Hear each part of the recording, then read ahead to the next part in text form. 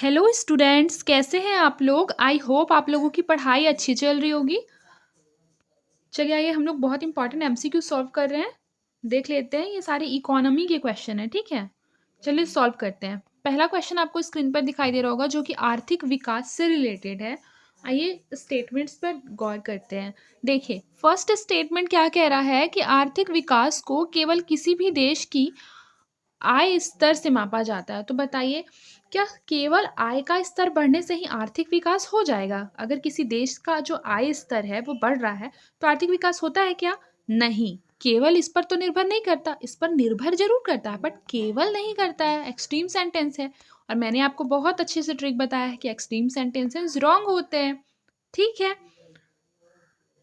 अब second statement पढ़िए कि प्रति व्यक्ति आय देशों की तुलना करने के लिए एक आवश्यक मानदंड है, लेकिन यह विकास एकमात्र निर्धारक नहीं है। तो यह चीज सही है। ठीक है, फिर है साक्षरता दर, जीवन प्रत्याशा एवं शिशु मृत्यु दर जैसे संकेतक मानव विकास सूचकांक में क्या करते हैं? योगदान देते हैं। तो ये तो हमारा सही हो जाएगा। इस तरह से correct answer option number C निकल कर आ जाएगा। पहली बात तो ये क्वेश्चन जो था इसका इजीएस्ट क्वेश्चन था। जितने भी 20 क्वेश्चन है ना, सबसे इजी क्वेश्चन है, सबसे इजी क्वेश्चन। क्योंकि देखिए वन को एलिमिनेट करना था और फर्स्ट स्टेटमेंट पढ़कर बिल्कुल ही लग रहा है कि हाँ वो रॉन्ग है। और यहाँ यहाँ और यहाँ अगर वन को एलिमिनेट कर देंगे तो ऑटोमेटिकली हमारा आंसर आ जाएगा ऑप्शन नंबर सी। तो इस तरह से ही आपको एग्जाम में अपनी अप्रोच रखनी है। फिर देखिए मानव विकास सूचकांक से रिलेटेड एक क्वेश्चन दिया हुआ है। ये क्वेश्चन क्या कह रहा है कि एक तरफ पे संकेतक दिए हुए हैं, दूसरे तरफ पे उसके घटक दिए हुए हैं। आइए इसे मैच कर लेते हैं। सबसे पहले क्या दिया हुआ है? सबसे पहले दिया हुआ है जीवन प्रत्याशा। ठीक है, फिर देखिए कि जो जीवन प्रत्याशा है, जाहिर सी बात है वो स्वास्थ्य का ही एक घटक है। जीवन प्रत्याशा तो तभी बढ़ेगी ना जब हमारा स्वास्थ्य का स्तर बढ़ेगा। ठीक है, तो ये तो बिल्कुल सही है। फिर है सकल राष्ट्रीय आय। तो याद रखिएगा कि जब सकल राष्ट्रीय आय बढ़ती है तो हमारा जो आर्थिक जीवन स्तर है वो भी क्या होता है? इम्प्रूव होता है। फिर है साक्षरता दर। साक्षरता दर सामाजिक समानता का मापक नहीं है बल्कि शिक्षा का मापक है। ठीक है, शिक्षा स्तर बढ़ता है साक्षरता दर बढ़ने से। ठीक है, तो ये हमारा रॉन्ग हो गया, ये दोनों राइट हो गया। तो करेक्ट आंसर हमारा हो जाएगा ऑप्शन नंबर बी। फिर देखिए ये भी काफी इजी क्वेश्चन है। भारत की आर्थिक योजना के बारे में पूछ रहा है, जिसमें फर्स्ट स्टेटमेंट है कि प्रथम पंचवर्षीय योजना में कृषि विकास पर बल दिया गया था। सही बात है ये तो। ठीक है, और द्वितीय पंचवर्षीय योजना औद्योगिकीकरण पर रिलेटेड था। ठीक है, इस चीज को भी याद रखिएगा। फिर देखिए 12वीं पंचवर्षीय योजना लास्ट वाली जो थी, उस योजना में समावेशी एवं सतत विकास पर ध्यान केंद्रित किया गया था। तो ये भी सही है। फिर वर्ष 2017 में योजना आयोग का जो स्थान है नीति आयोग ने लिया। तो ये तो हम सबको पता है गलत है, क्योंकि ये चीज तो 2015 में ही हो गई थी, 2017 में नहीं। अगर हम 3 को एलिमिनेट करेंगे तो करेक्ट आंसर हमारा ऑप्शन नंबर ए आ जाएगा। देखिए इस क्वेश्चन को हम एकदम कॉमन सेंस से सॉल्व करेंगे। हमें इसके बारे में कुछ भी पता नहीं है, हमें कुछ पता नहीं है। ठीक है, हम बहुत बुद्धू हैं। ठीक है, तो सबसे पहले हमें क्या करना है, स्टेटमेंट सिर्फ एक बार पढ़ लेना है। देखिए सतत विकास का जो उद्देश्य है वो आर्थिक सामाजिक पर्यावरणीय लक्ष्यों में संतुलन स्थापित करना। हाँ बिल्कुल ऐसा हो सकता है ना कि जो हमारा एम होगा, जाहिर सी बात है हम विकास का एम क्या समझते हैं कि आर्थिक सामाजिक और बाकी रूप से हम क्या रहे, बैलेंस्ड वे में रहे। ठीक है, तो ये बिल्कुल सही हो सकता है। फिर हरित जीडीपी आर्थिक गणनाओं में पर्यावरणीय लागत को ध्यान में रखती है। जाहिर सी बात है हरित जीडीपी जो है, देखिए सबसे पहली बात तो इस चीज को याद रखिएगा कि जो जीडीपी है वो कहीं ना कहीं लागत को तो ध्यान में रखती है, और हरित जीडीपी है तो पर्यावरणीय लागत को रखेगी। कॉमन साइंस के हिसाब से ये भी सही हो जाएगा। फिर लिखा है भारत ने वर्ष 2024 तक अपने सभी सतत विकास लक्ष्यों को हासिल कर लिया है। तो अच्छा कॉमन सेंस आपका क्या कहता है कि भारत ने 2024 तक अपने सभी विकास लक्ष्यों जितने भी एसडीजीज बनाए थे क्या वो हासिल कर पाया है? क्या भारत अभी इस स्थिति पर पहुंचा है? आप खुद सोचिए। नहीं ना। तो ये हमारा क्या हो जाएगा, ये हमारा रॉन्ग हो जाएगा। और जब हमारे ये रॉन्ग अगर रॉन्ग हो गया तो दो स्टेटमेंट तो ऐसे ही चले गए। हमें मतलब ए और बी में से चूज करना है। ठीक है, तो आपको पता है कि ये दोनों बिल्कुल ही सही है। ठीक है, कॉमन सेंस के हिसाब से। तो करेक्ट आंसर हो जाएगा ऑप्शन नंबर बी। फिर देखिए कि अगला क्वेश्चन क्या है, मतलब डिफरेंट टाइप ऑफ इन्फ्लेशन के बारे में यहाँ पे दिया हुआ है और बताना है कि उसमें से कौन सा स्टेटमेंट सही है। सबसे पहले रेंगती हुई मुद्रास्फीति, ठीक है? तो इस चीज़ को याद रखिएगा, नाम से ही स्पष्ट है, रेंगती हुई मुद्रास्फीति मतलब बहुत ही धीरे गति से ये बढ़ रही है, सपोज दैट बहुत ही धीमी गति से। तो इस चीज़ को याद रखिएगा।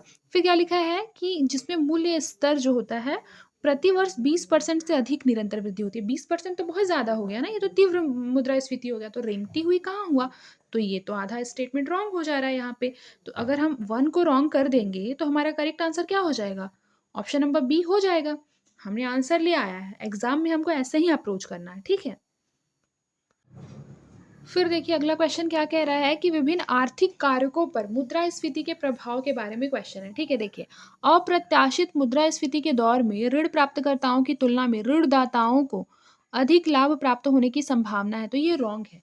क्योंकि देखिए, जो ऋण प्राप्तकर्ता होते हैं ना, उनको ज़्यादा लाभ प्राप्त होता है, ठीक है? ना कि ऋणदाताओं को, ठीक है? ऋण प्राप्तकर्ता को ज़्यादा होता है, तो ये रॉन्ग हो गया। फिर परिवर्तनीय वेतन वाले लोगों की तुलना में निश्चित आय वाले लोगों की क्रय शक्ति में उच्च मुद्रास्फीति के कारण अधिक गिरावट देखी जा सकती है, सही है। यदि नाम मात्र की दरें अपरिवर्तित रहती हैं तो मुद्रास्फीति में वृद्धि से प्रायः वास्तविक ब्याज दरों में कमी आती है, ये भी सही है, ठीक है। इस तरह से जो हमारा करेक्ट आंसर हो जाएगा, ये हमारा हो जाएगा ऑप्शन नंबर डी, ठीक है, क्योंकि ये दोनों सही है।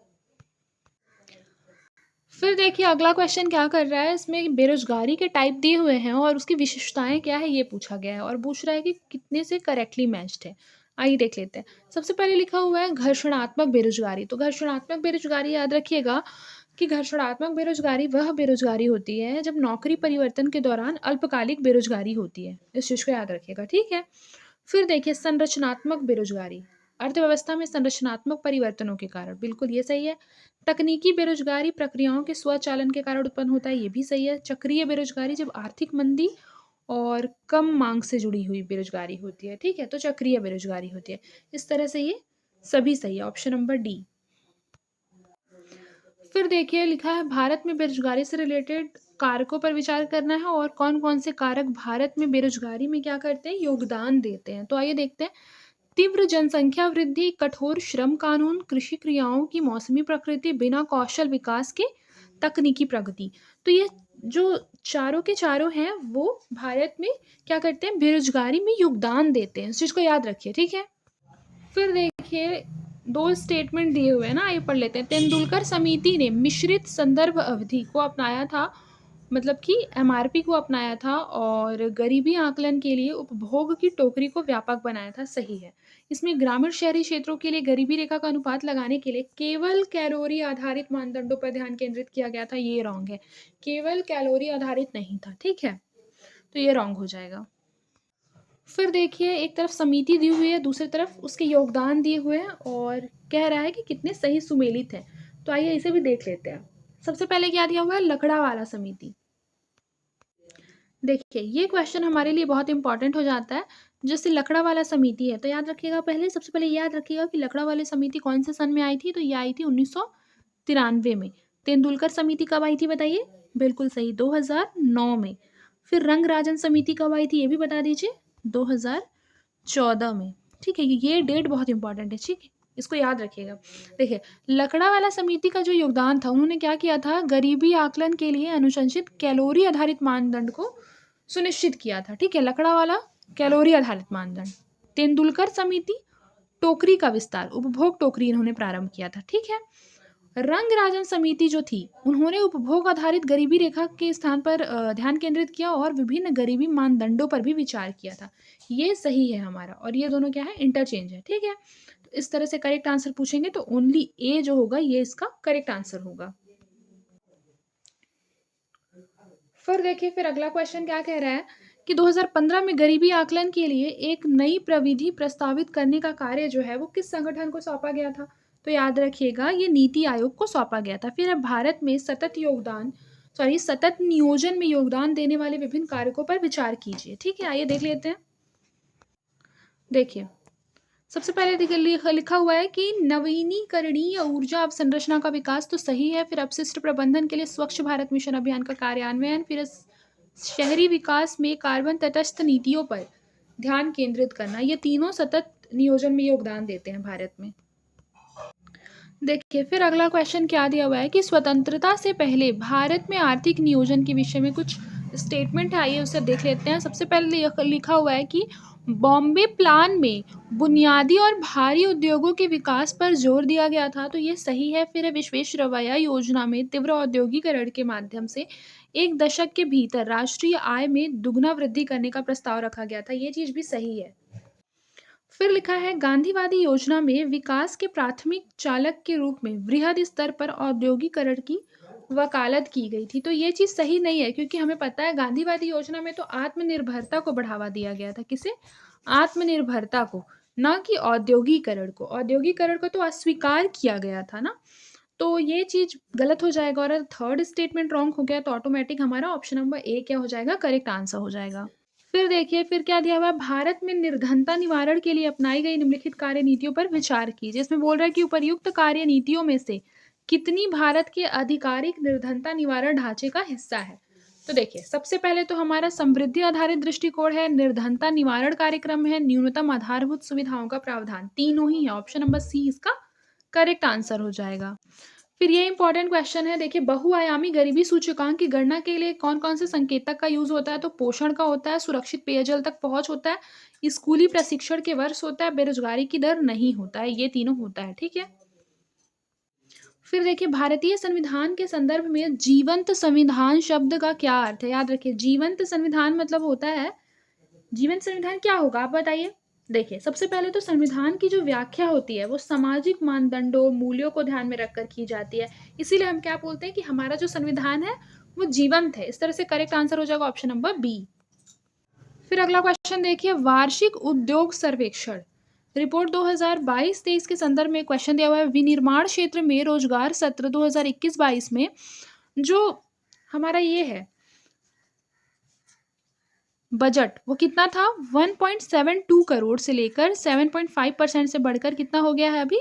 1.84 करोड़। तो ये चीज क्या है? बिल्कुल सही है। फिर देखिए विनिर्माण क्षेत्र में जो जीवीए है वो भी क्या हो गया है? बढ़ गया है 7.3%। फिर कारखानों की जो संख्या है, देखिए यहाँ कारखानों की संख्या घटी हुई दिखाई जा रही है, जो कि कॉमन सेंस के हिसाब से भी गलत है। बताइए इतना जो हमारा भारत है वो विकासशील देश से लेकर विकसित की ओर बढ़ने की और अग्रसर है। ठीक है, तो ऐसा हो सकता है क्या कि कारखानों की संख्या घटा दी गई होगी? नहीं, कारखानों की जो संख्या है वो वर्तमान में बढ़ाया गया है। ठीक है, तो ये 2.49 लाख से अभी वर्तमान में हो गया कारखाना 2.53। ठीक है, इस चीज को याद रखिए। तो ये रॉन्ग हो जाएगा। थर्ड अगर हमारा रॉन्ग हो गया तो हमारा correct answer option number A निकल कर आ जाएगा अपने आप।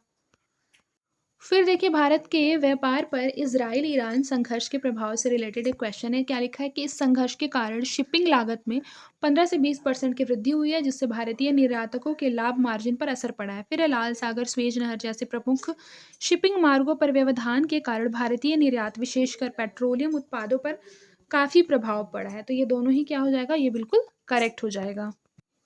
फिर लिखा हुआ है कि आयुष्मान भारत सॉरी हाँ, अब देखिए लिखा हुआ है आयुष्मान भारत डिजिटल मिशन के कौन कौन से घटक है। तो सबसे पहले व्यक्तियों के लिए विशिष्ट स्वास्थ्य है, स्वास्थ्य सुविधा रजिस्ट्री है, राष्ट्रीय स्वास्थ्य डेटा प्रबंधन नीति है, बुजुर्गों के लिए सब्सिडी युक्त स्वास्थ्य बीमा। देखिए सब्सिडी युक्त स्वास्थ्य बीमा, इसका ये जो है ये आयुष्मान भारत डिजिटल मिशन के तहत नहीं है, तो करेक्ट आंसर हो जाएगा ऑप्शन नंबर ए।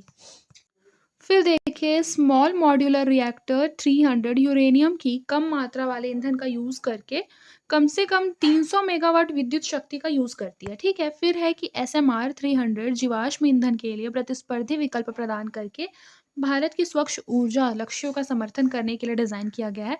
ये भी हमारा क्या है? करेक्ट है। ठीक है, इस तरह से अगर देखा जाए तो करेक्ट आंसर हमारा हो जाएगा ऑप्शन नंबर बी, क्योंकि दोनों करेक्ट है लेकिन ये इसकी सही व्याख्या नहीं कर रहा है। ठीक है, इस चीज को याद रखिएगा।